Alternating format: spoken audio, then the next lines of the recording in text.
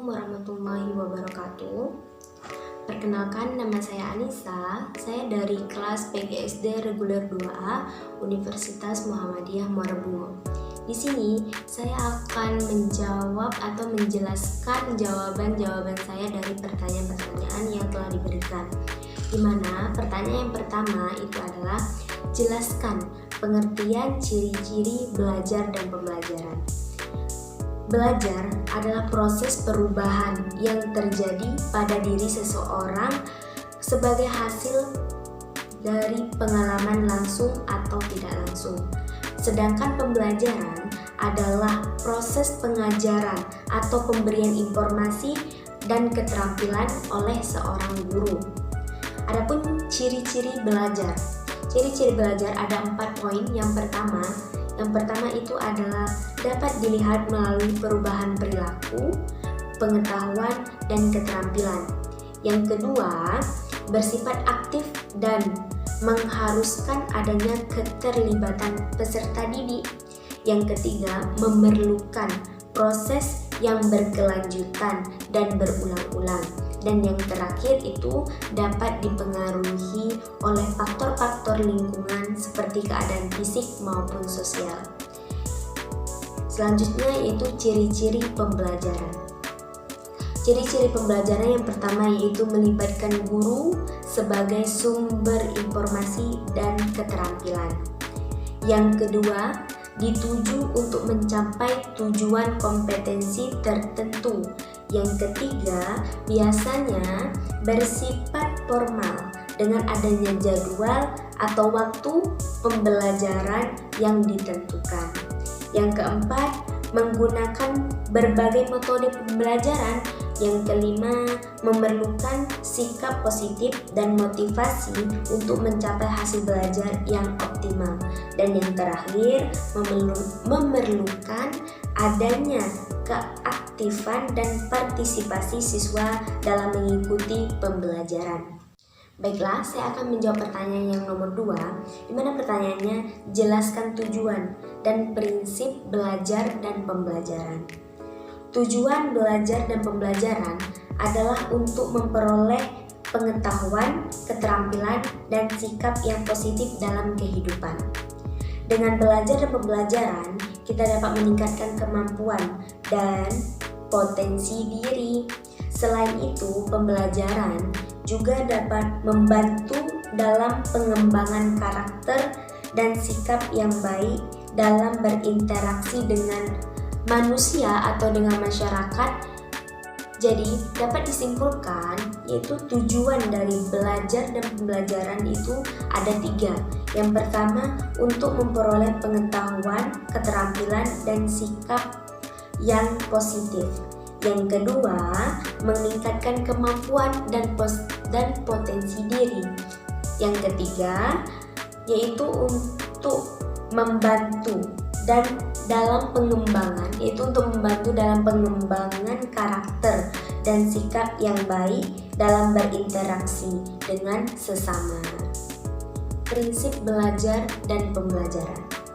Yang pertama itu aktif dan mandiri. Siswa harus berperan aktif dan mandiri dalam memperoleh pengetahuan dan keterampilan agar lebih terbiasa dari belajar dalam kehidupan sehari-hari. Jadi di sini siswa atau murid itu dituntut untuk aktif.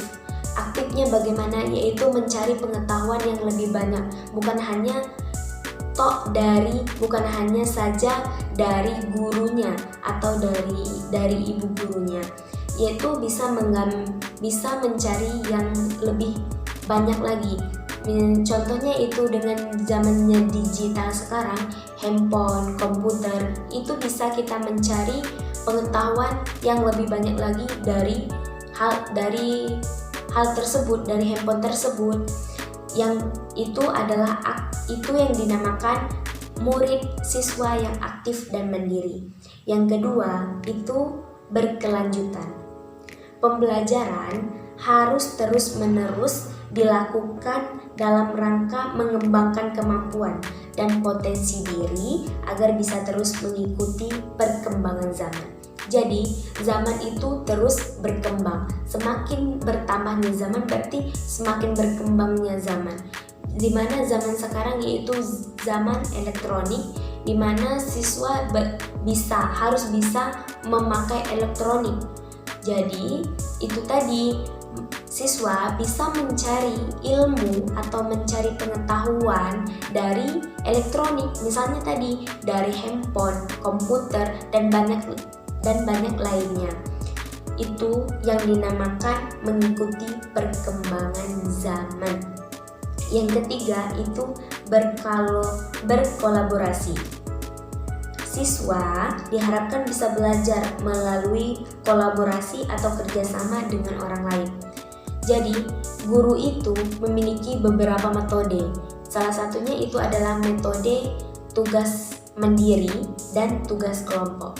Jadi, tugas kelompok ini itu adalah salah satu cara metode berkolaborasi, yaitu prinsip berkolaborasi, di mana siswa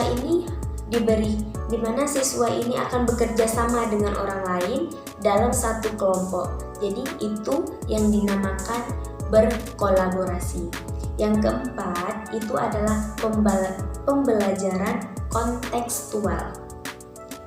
Siswa harus bisa menghubungkan materi yang dipelajari agar dapat diterapkan dalam kehidupannya sehari-hari. Jadi seperti ini. Setelah pulang dari sekolah dari sekolah, siswa telah mendapatkan, tentu siswa itu sudah mendapatkan pengetahuan setidaknya sedikit. Jadi siswa itu harus bisa menerapkan pengetahuan tersebut di kehidupannya sehari-hari, di mana siswa itu mendapat pengetahuan bisa dari guru atau dari digital tadi seperti handphone dan yang lainnya. Jadi yang kelima itu adalah memahami tujuan pembelajaran. Jadi siswa itu harus memahami tujuan pembelajaran agar dapat melakukan pembelajaran dengan fokus dan tekun di dalam diri. Jadi siswa ketika belajar, dalam proses belajar dan pembelajaran, siswa itu harus fokus dan tekun supaya bisa mendapatkan ilmu atau pengetahuan yang lebih banyak atau pengetahuan yang bermanfaat.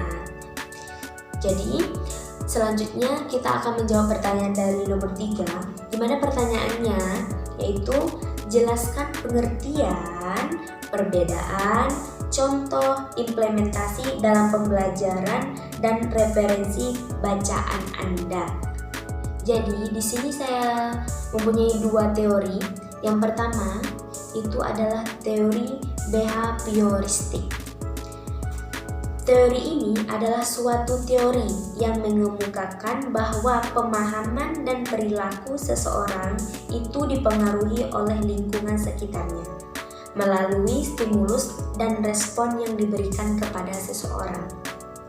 Ada beberapa cara atau contoh mengimplementasikan teori ini. Yang pertama itu adalah pemberian penguatan positif. Memberikan reward atau pujian ketika seorang siswa melakukan perilaku yang baik. Misalnya setiap guru itu akan memberi pertanyaan jika ingin menguji siswa-siswanya. Jadi seorang guru akan memberikan pertanyaan.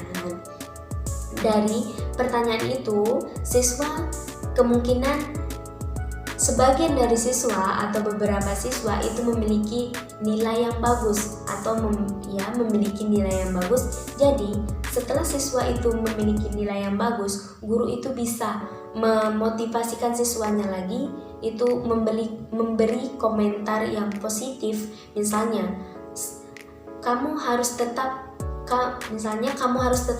mempertahankan nilai kamu, jangan sampai menurun gitu. Harus kamu pertahankan nilai kamu yang bagus ini. Itu. Yang kedua itu pemberian hukuman. Memberikan konsekuensi yang tidak menyenangkan ketika seorang siswa melakukan hal yang tidak baik. Misalnya seorang siswa itu bertengkar dengan siswa lain dengan temannya, kita harus bisa memberikan hukuman atau konsekuensi kepada siswa tersebut. Yang ketiga itu model pembelajaran imitasi, di mana memberikan contoh atau role model yang dapat diikuti oleh seseorang siswa untuk meniru perilaku yang positif dan diinginkan.